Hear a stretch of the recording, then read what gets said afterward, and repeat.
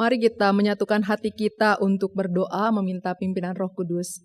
Mari kita bersehati. Tuhan Allah Bapa, kami sungguh bersyukur pada saat ini kami Tuhan undang untuk masuk dalam ibadah-Mu, untuk dapat mengalami perjumpaan dengan Tuhan. Karena itu biarlah kiranya kuasa Roh Kudus hadir senantiasa di dalam diri kami, hingga kami terbuka akan semua pekerjaan Tuhan. Biarlah firman Tuhan yang dibacakan dan perenungan yang dilakukan di dalamnya Tuhan sendiri yang bekerja hendak menyingkapkan segala hal yang Tuhan kehendaki. Agar kami murid-murid-Mu, kami menjadi pelaku firman yang setia. Dan biarlah di dalamnya kehidupan kami menjadi berbuah. Dan karena itu nama Tuhan dipermuliakan. Tolonglah kami karena kami sadar betapa kami lemah, kami membutuhkan kekuatan yang berasal daripada-Mu. Hingga bukan saja kami dimampukan untuk mendengar, tetapi kami lebih daripada itu dimampukan untuk melakukan. Tuhan juga kiranya menolong hamba-Mu hingga dia dapat menyampaikan segala kebenaran firman yang berasal daripada-Mu. Biarlah Engkau Allah hadir berkarya di dalam hidup kami dan melalui kehidupan kami. Karena itu terpujilah nama Tuhan. Hanya di dalam nama Tuhan kami Yesus Kristus kami telah berdoa. Amin.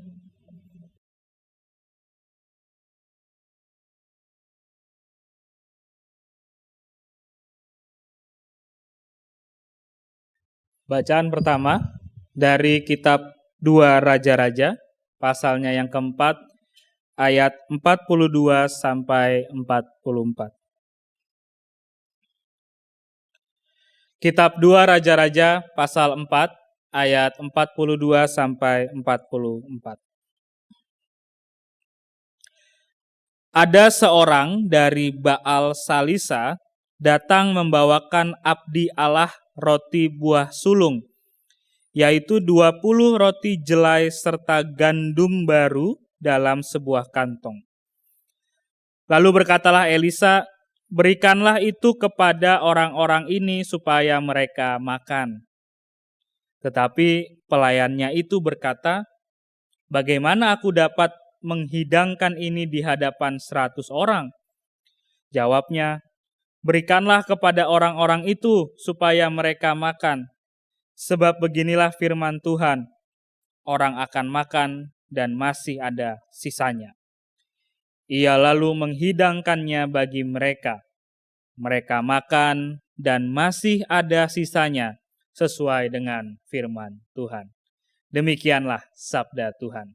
Syukur kepada Allah.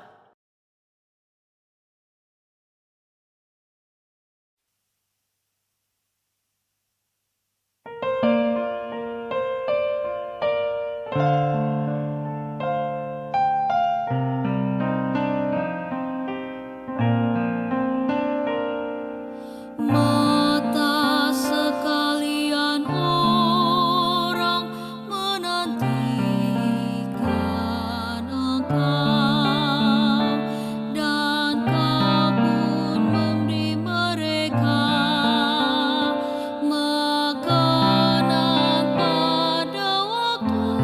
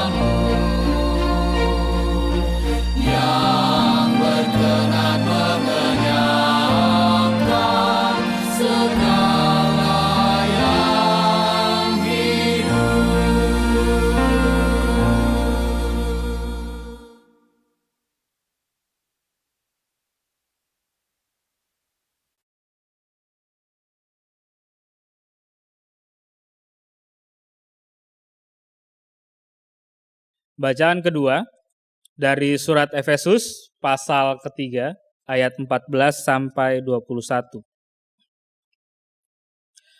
Surat Efesus pasal ketiga ayat 14 sampai 21. Itulah sebabnya aku sujud kepada Bapa, yang darinya semua keluarga yang di dalam surga dan di atas bumi menerima namanya. Aku berdoa supaya Ia, menurut kekayaan kemuliaannya, menguatkan kamu dengan kuasa melalui roh-Nya di dalam batinmu, sehingga oleh imanmu Kristus tinggal di dalam hatimu dan kamu berakar serta berdasar di dalam kasih. Aku berdoa supaya kamu bersama-sama dengan semua orang kudus dapat memahami betapa lebarnya dan panjangnya dan tingginya dan dalamnya kasih Kristus, dan dapat mengenal kasih itu yang melampaui segala pengetahuan. Aku berdoa supaya kamu dipenuhi di dalam seluruh kepenuhan Allah, bagi Dia yang dapat melakukan jauh lebih banyak daripada yang kita doakan atau pikirkan, seperti yang ternyata dari kuasa yang bekerja di dalam kita. Bagi Dialah kemuliaan di dalam jemaat dan di dalam Kristus Yesus turun-temurun sampai selama-lamanya. Amin. Demikianlah sabda Tuhan. Syukur kepada Allah.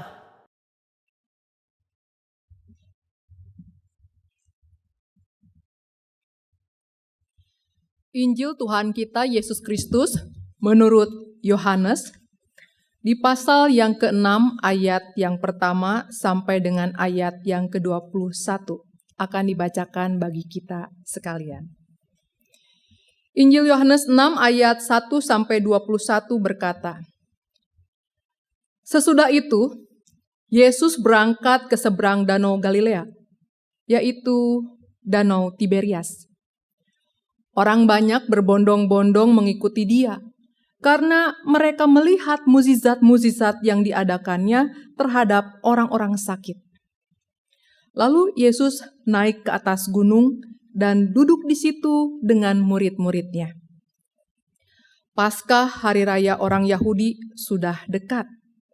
Ketika Yesus memandang sekelilingnya dan melihat bahwa orang banyak berbondong-bondong datang kepadanya, berkatalah Ia kepada Filipus, "Di mana kita dapat membeli roti supaya mereka dapat makan?"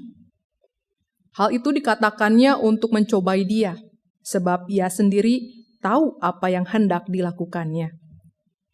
Jawab Filipus kepadanya, "Roti seharga 200 dinar tidak akan cukup untuk mereka, sekalipun masing-masing mendapat sepotong kecil saja." Salah seorang dari murid-muridnya yaitu Andreas, saudara Simon Petrus, berkata kepadanya, "Di sini ada seorang anak yang mempunyai 5 roti jelai dan 2 ikan. Tetapi apa artinya itu untuk orang sebanyak ini?" Kata Yesus, "Suruhlah orang-orang itu duduk. Adapun di tempat itu banyak rumput. Duduklah orang-orang itu, kira-kira 5.000 laki-laki banyaknya." Lalu Yesus mengambil roti itu, mengucap syukur, dan membagi-bagikannya kepada mereka yang duduk di situ. Demikian juga dilakukannya dengan ikan-ikan itu sebanyak yang mereka kehendaki.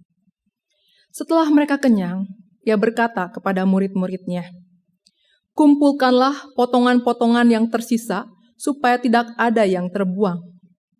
Mereka pun mengumpulkannya dan mengisi 12 bakul penuh dengan potongan-potongan dari kelima roti jelai yang tersisa.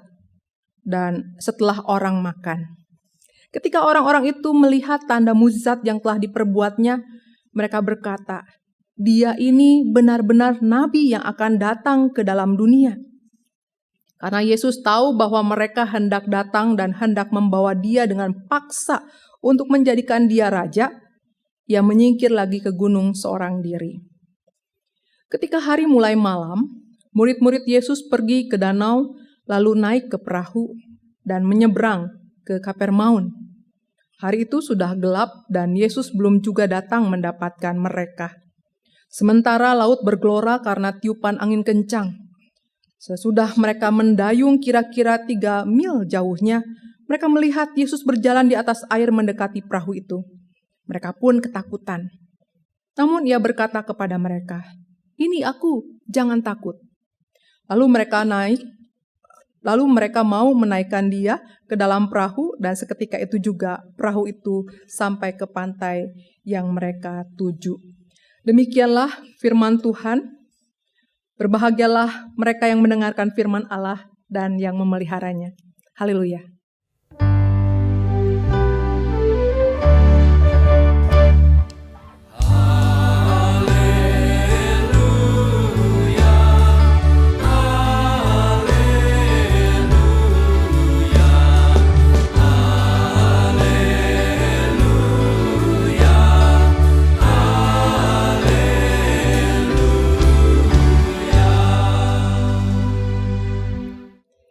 Dipersilakan untuk duduk.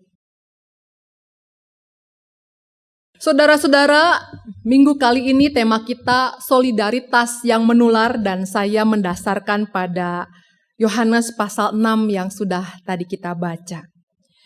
Bicara soal guru dan murid, saya ingat dulu waktu saya SD sampai SMA, sudah lama sekali. Biasanya ada sebuah kecenderungan yang dirasakan oleh setiap murid ketika gurunya bertanya, yaitu memberikan jawaban secara individual. Apa yang kita tahu, apa yang kita bisa, kita upayakan, kita tunjukkan kepada sang guru. Dan itu semua berkaitan dengan penilaian yang akan diberikan oleh guru, apakah kita sudah cukup berpengetahuan, bisa melakukan sesuatu, dan biasanya mendapatkan nilai yang kita harapkan menjadi baik kalau sang guru dipuaskan. Nah saudara, bicara soal guru dan murid ini membuat saya melihat nampaknya kira-kira ada hal yang sama terjadi dalam bacaan kita tadi. Di sini dalam Injil Yohanes yang kita sudah baca, ada dialog yang disampaikan oleh Yesus sebagai guru dengan murid-muridnya. Setidaknya ada 2 nama yang muncul di sini, yaitu Filipus dan juga Andreas. Yesus bertanya kepada muridnya, "Di mana kita dapat membeli roti supaya mereka dapat makan?" Langsung tuh saya membayangkan Filipus berpikir, oh ya, apa yang harus saya jawab terhadap pertanyaan yang dilontarkan oleh sang guru. Berdasarkan pengetahuannya bahwa pada waktu itu mungkin saja mereka hanya punya uang yang sedikit, dikatakan di situ bahwa 200 dinar yang ada. Mungkin kalau dibelanjakan semuanya itu juga tidak akan bisa mencukupkan kebutuhan banyak orang yang mereka tengah hadapi saat itu. Jadi berdasarkan pengetahuannya dia mencoba menjawab, kayaknya mustahil untuk bisa menyelesaikan persoalan bagaimana memberi makan orang sebanyak ini. Karena mereka terbatas. Dan bahkan kalau kita perhatikan pada waktu itu tempatnya pun bukan tempat yang mudah untuk mendapatkan makanan, di tempat terpencil. Itu yang kemudian kalau kita perhatikan dimunculkan dalam Injil Matius yang juga bersaksi tentang peristiwa yang sama. Tempat yang terpencil, bagaimana cara bisa mendapatkan makanan, rasanya mustahil. Saudara, ketika kita terbiasa berupaya menyelesaikan persoalan secara individual, maka biasanya pada waktu tersebut ketika kita mengukur kemampuan, tidak jarang kita kemudian jatuh pada sikap hopeless. Karena menghitung, mengukur apa yang bisa kita lakukan tidak dapat menyelesaikan persoalan, itu bisa membuat kita merasa tidak ada harapan. Dan kalau saudara perhatikan dalam Injil Matius pasal yang ke-14, ada respon murid yang diungkapkan pada waktu itu, ya sudah kalau begitu suruh saja mereka pergi. Supaya persoalannya tidak ada lagi dimiliki oleh para murid, lebih baik orang-orang itu pergi. Selesai. Tidak usah kasih makan. Urusan mereka masih lapar atau kenyang itu bukan lagi persoalan bagi para murid karena mereka tidak lagi melihat banyak orang yang menjadi tanggung jawab bagi mereka pada waktu itu. Saudaraku, hal ini adalah hal yang rasanya kalau kita perhatikan dalam bacaan kita tidak dikehendaki Tuhan Yesus sebagai guru untuk menjadi respon dari muridnya. Kalau kita perhatikan di sini Tuhan Yesus dalam Injil Matius secara khusus mengatakan bahwa mereka harus memberi makan. Artinya Tuhan Yesus tidak menginginkan solusi tadi yang mereka berikan sebagai murid Tuhan. Ayat 16 di Matius 14 mengatakan tidak perlu mereka pergi. Kamu harus memberi mereka makan. Jadi menghadapi guru yang ngotot, menghadapi sosok yang meminta, menuntut kita untuk terus sebagai murid memutar otak, mencari solusi agar persoalan dapat kita jawab. Muncullah jawaban dari Andreas. Andreas berkata kepada Tuhan Yesus bahwa di sini ada seorang anak yang mempunyai 5 roti jelai dan 2 ikan. Ada sih memang makanan, tapi apa artinya itu untuk orang sebanyak itu? Jadi ada usaha memang lebih dilakukan oleh Andreas. Dia ngecek dulu tuh, saya membayangkan. Dia lihat, dia survei. Ada enggak yang bersedia memberitahu, adakah makanan di sini? Ada seorang anak yang menyampaikan, dia punya 5 roti dan 2 ikan. Itulah yang disampaikan Andreas kepada gurunya. Tapi apalah arti dari 5 roti dengan 2 ikan untuk disajikan bagi banyak orang? Saudaraku, mendapatkan jawaban ini kita tahu bahwa murid-murid Tuhan Yesus memang tidak bisa menyelesaikan persoalan pada waktu itu. Tetapi tidak hanya mengandalkan diri sendiri, rasanya itu menjadi satu pesan yang ditunjukkan oleh Tuhan ketika Tuhan Yesus menerima jawaban Andreas tadi dengan mengatakan, suruhlah orang-orang itu duduk. Kita bisa melihat bagaimana tentu mungkin ada tetap perasaan bingung di dalam diri para murid, tetapi mereka melakukan apa yang sang guru mintakan. Banyak orang tadi disuruh duduk.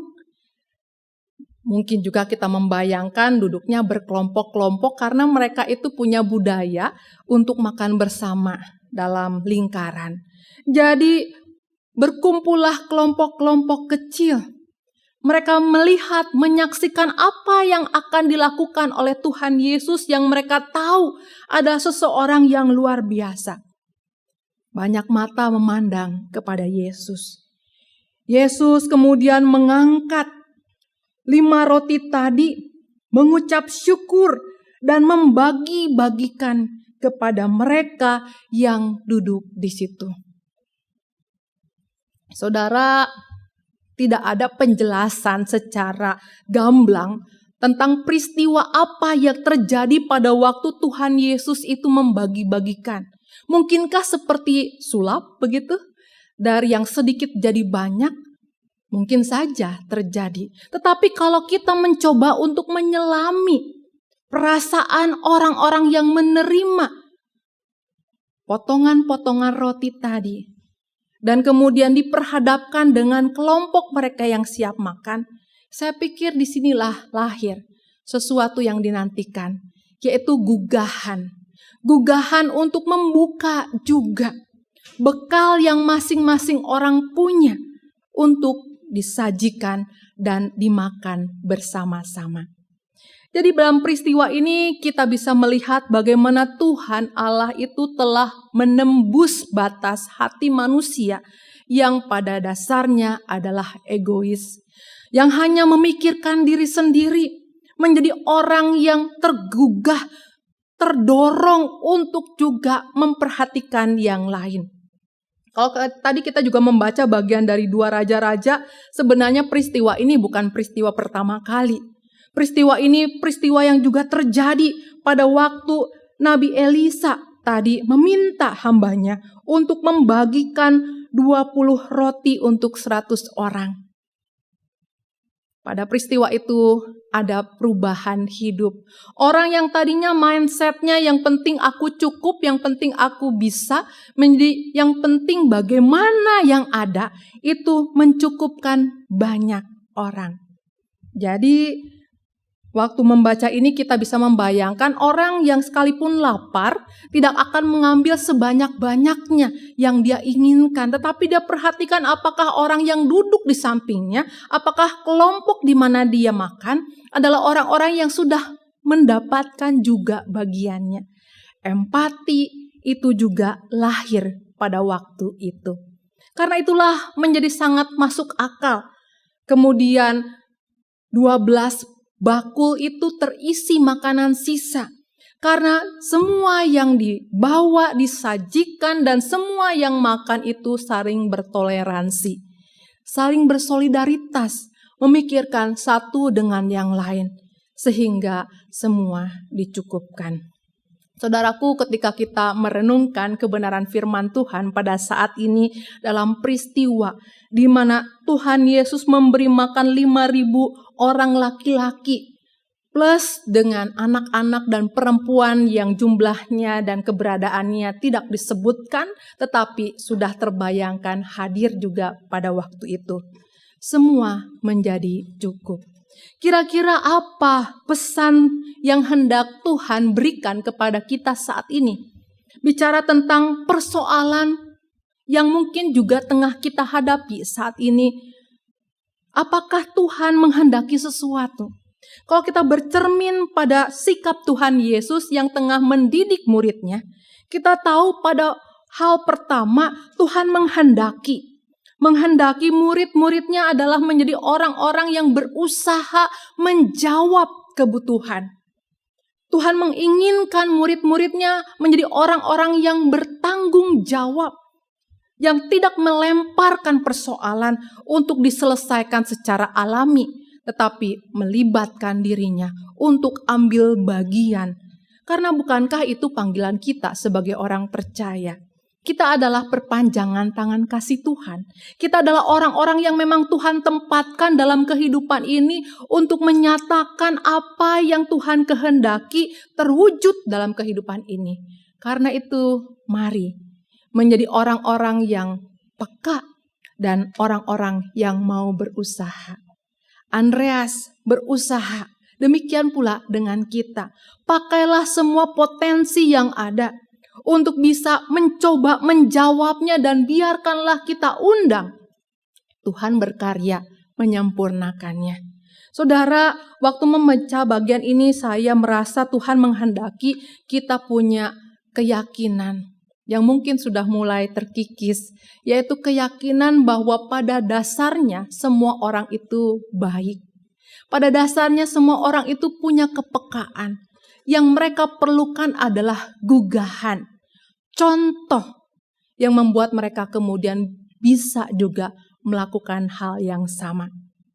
Figur anak kecil yang bersedia memberikan bekalnya, 5 roti dan 2 ikan, menunjukkan bahwa betapa dahsyatnya kekuatan yang ditampilkan Tuhan dalam kesederhanaan, dalam keberadaannya sebagai anak kecil yang seharusnya kita bayangkan adalah orang yang lebih egois daripada orang dewasa, ternyata dia bisa menjadi contoh kepada orang-orang dewasa, kesediaan untuk berbagi, kesediaan untuk bersolidaritas, kesediaan untuk menjadi alat Tuhan, memakai apa yang dimilikinya untuk Tuhan jadikan berkat. Untuk itu mari saudaraku, sekalipun dunia dalam kehidupan kita sehari-hari membuat kita hampir tidak percaya kepada manusia, bahwa manusia punya dasar yang baik. Ingatlah bahwa manusia diciptakan Allah pada dasarnya serupa dengan gambar Allah. Kita perlu menggugah orang kembali menyadari bahwa di dalam diri mereka ada keluhuran budi. Dan itu hanya akan dapat terwujud jika aku dan engkau menunjukkannya. Menjadi contoh seperti si anak kecil tadi.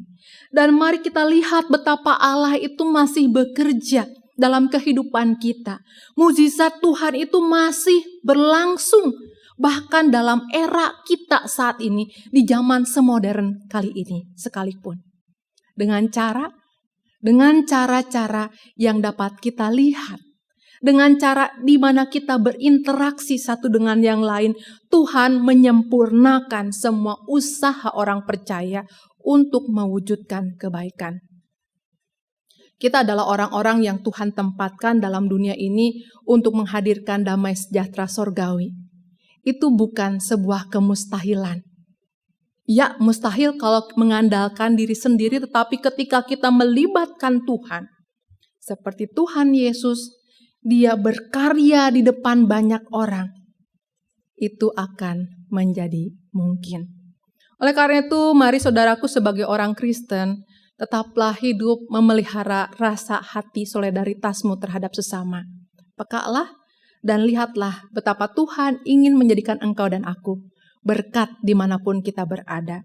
Dan lihatlah bagaimana satu persoalan demi persoalan kita selesaikan bersama dengan Tuhan. Dan kita akan memenangkan banyak jiwa yang dipulihkan kembali menjadi serupa dengan Sang Allah yang telah menciptakan kita. Tuhan Yesus memberkati kita semua. Amin.